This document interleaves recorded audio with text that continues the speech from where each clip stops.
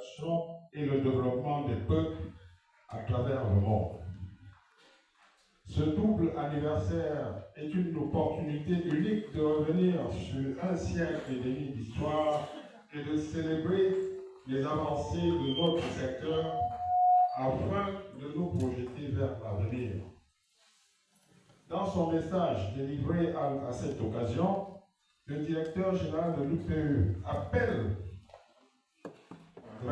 que, fondé avec l'objectif de créer un système postal unifié, cette institution spécialisée des Nations Unies a rassemblé différents pays pour favoriser la communication mondiale, les échanges culturels et l'accès aux services essentiels. Ce qui a commencé avec 22 nations, inclut désormais 192 pays membres, pouvant ainsi la force de la coopération internationale. La Cameroun Postal Service, opérateur désigné par l'État du Cameroun, en tant que membre actif de cette grande famille postale mondiale, a toujours joué sa partition dans cette chaîne de valeur internationale de production des services postaux, pour laquelle elle a d'ailleurs eu à recevoir des récompenses en reconnaissance de la part de l'Union postale universelle. Aujourd'hui, le monde est en constante évolution.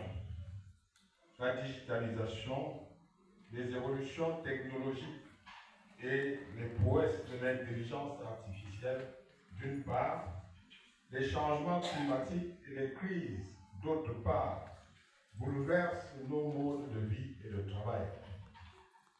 Le secteur postal, comme tous les autres, doit s'adapter à ces nouveaux défis. Face à ces enjeux, les pouvoirs publics ont toujours été aux côtés de l'opérateur public postal, la Campost, qui a connu des difficultés multiformes, perte de parts de marché, crise de l'épargne postale, destruction de l'infrastructure et de la logistique postale du fait des crises sécuritaires dans les régions de l'extrême nord, du nord-ouest et du sud-ouest, difficultés de trésorerie, etc. Le plan de restructuration financé par le gouvernement à travers le contrat plan a permis à la Campus de faire preuve de résilience et d'innovation pour assurer la relance de ses activités. Cela s'est traduit, entre autres, par le renouvellement du parc de véhicules et de matériel d'exploitation, l'acquisition de